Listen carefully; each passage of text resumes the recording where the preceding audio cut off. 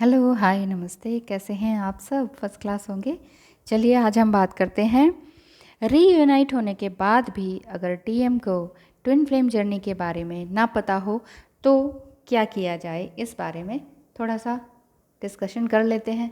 फिर आप बताइएगा कि आपने क्या किया रीयूनाइट होने के बाद। क्या आपने अपने डीएम को बता दिया या उन्हें पहले से ही पता था? ट्विन फ्लेम रीयूनियन के बाद जब आप अपने अपने एक्सपीरियंसेस शेयर करते हैं एक दूसरे से, तो आपकी आंखें खुली की खुली रह जाती हैं और आप दोनों को ये लगने लगता है कि मेरे अंदर की बात इसे कैसे पता। ये डीप डग फीलिंग, डीप बरीड फीलिंग, इसे कैसे पता, सामने वाले को कैसे पता, मेरे टीएफ को कैसे पता। मैंने तो कभी शो भी नहीं होने दिया, क्योंकि ये सिर्फ बॉडी का रिश्ता नहीं है, ये रिश्ता है स्पिरिचुअलिटी का। आपकी स्पिरिट ही लव मेकिंग में इन्वॉल्व हो जाती है, इसलिए फिजिकली इन्वॉल्व होने की ज़रूरत ही नहीं पड़ती और ना ही कोई डिमांड होती है कि नहीं? न डिमांड, न रिग्रेट, न गिल्ट, न फियर, न शेम, सब कुछ ट्रांसपेरेंट, आर पार सब कुछ दिखाई देने लगता है। ज़्यादा बातें भी नहीं होती मुंह से, टेलीपैथिकली ही हो जाती है। आँखों आँखों में बात होने दो, मुझको अपनी बाहों में सोने दो। बाहों में नहीं सोना है, ऐसे ही गा दिया। एक्चुअली ट्विन फ्लेम जर्नी ऐसी जर्नी है, ऐसी यात्रा है जिसे आप ऐसे समझ सकते हैं कि आप सोए हुए थे, अब आप उठ गए हैं, फ्रेश हुए, कॉफ़ी या टी बनाई आपने, कुछ स्नैक्स भी प्रिपेयर किए, कुछ नमकीन में कुछ स्वीट्स में बना लिए, अब आप दोनों ने मिलकर खा लिए, एंजॉय किया और अब आपको पता चला, ओहो ये तो हमने ब्रेकफास्ट किया है। अच्छा, तो इसे ब्रेकफास्ट कहते हैं। समझे? कुछ पहले कुछ नहीं पता होता, बाद में पता लगता है कि इसे ट्विन फ्लेम जर्नी कहते हैं। Unawakened stage, then awakened stage, then little romance, then वादे इरादे, then separation, lots of आंसू, then divine awakening, and the last, the purple light, यानी कि reunite with your twin flame। अब आप कहेंगे कि डीएम को बता दूं कि वो ट्विन फ्लेम जर्नी में है कि नहीं। अब क्योंकि आपको पता चल गया है और अब आपके पेट में जो बात है, आपके पेट में बात पच नहीं रही है, अब आपके पेट में बात पच नहीं रही है तो क्या कीजिए, ज़रा ठहरिए। डीएम को शॉक देने की ज़रूरत नहीं है। अब आप दोनों मिल ही गए हैं तो डीएम को इतनी जल्दी शॉक देने की ज़रूरत नहीं है। बहुत सारे शॉक्स झेल कर आ चुके हैं वो बहुत उन्होंने मेहनत करी है। ऐसा मत समझिए कि वो कोई मेहनत नहीं करते, बहुत एक्सट्रीम झेल के आते हैं वो भी। आपकी भी तो बातें सहते हैं जैसे आप उनकी सहती हैं। ऑलरेडी वो बचपन से जो शौक झेल रहे हैं उनका भी तो लाइफ बहुत अच्छा नहीं जाता ना।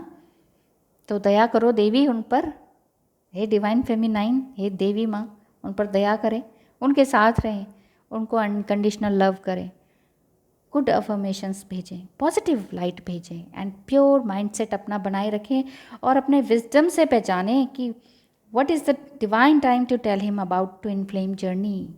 खुद जाने, खुद पहचाने कि अब कब कहूँ, किसी से पूछ के होगा ही नहीं। आपकी और उनकी ट्यूनिंग को कोई और कैसे जान सकता है? आपने और आप दोनों ने कितने टाइम सेपरेशन झेला, क्योंकि ट्विन फ्लेम जर्नी में स्टेप सेम है लेकिन टाइमिंग सबके अलग अलग होते हैं। कोई शादी से पहले मिलते हैं, कोई दोनों ही शादी से पहले मिलते हैं, कोई दोनों, एक मैरिड होता है एक अनमैरिड होता है, कोई दोनों ही मैरिड होते हैं प्लस बच्चे भी होते हैं। तो बहुत सारी कंडीशंस हैं इसमें।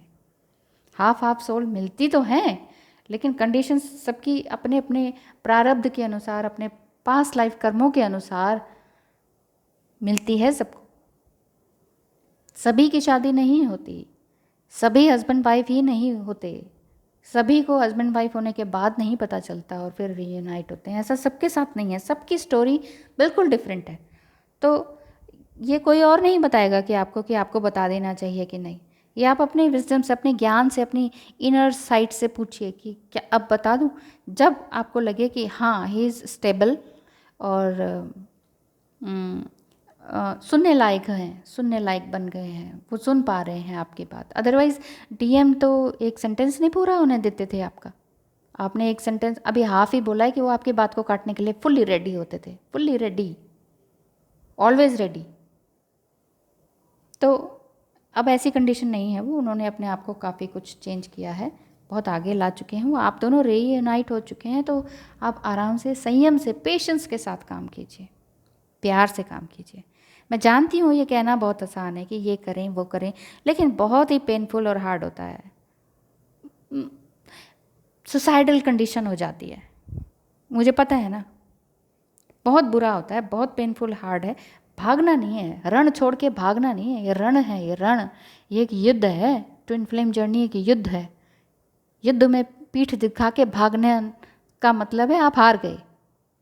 लड़के जीतिए ना, या तो उसको जीत लीजिए या खुद हार मान लीजिए। हम हार मानने का मतलब, या आप उसके हो जाइए या उसे जीतने दीजिए या अपने आप को जीत लीजिए। इस ट्विन फ्लेम जर्नी से भागिए मत, मेरे कहने का ये मतलब है। बहुत पेनफुल है, बहुत हार्ड वर्क है, इसमें बहुत कुछ सहना पड़ता है, क्योंकि डीएम भी अपनी हरकतें दिखाता रहता है ना, जिससे कि कभी कभी जो डीएफ है ट्रिगर हो जाती हैं और रीयूनियन का प्रोसेस थोड़ा डिले हो जाता है। मुझे ऐसा लगता था अपने टाइम में कि मैं हूँ ही नहीं इस दुनिया की, ऐसा इतना अनबेरेबल लगता है, इतनी अनबेरेबल है ये ट्विन फ्लेम जर्नी। बहुत ही फ्रस्ट्रेटेड हो जाते हैं आप, स्क्रीम करने का मन करता है, स्क्रीम भी करते हैं आप, खुद पर भी और घर पे भी चिल्लाते हैं। बहुत एक्सट्रीम हो जाता है, बहुत एक्सट्रीम है ये, बहुत एक्सट्रीम है। इसका मतलब ये नहीं है कि डर जाएं, आप छोड़ के भाग जाएं। अपने ट्विन के साथ फिर भी जेंटल रहना पड़ता है, फिर भी कुछ भी हो जाए, मतलब ऐसा करके अगर रीयूनाइट होना है तो आपको जेंटल होना ही पड़ेगा। अपनी आँखों में झाँकें, अपनी एथिक्स पर ध्यान दें, आपका नैतिक कर्तव्य क्या है उस पर ध्यान दें। अपना लालच, अपना डर, अपना प्रेशर, अपना कोई दबाव कहाँ कहाँ से है आपके पास, किन किन बातों से आपको ये डर, लालच और दबाव है, सबको सरफेस पे लाएं, बात करें, ऊपर लेकर आएं।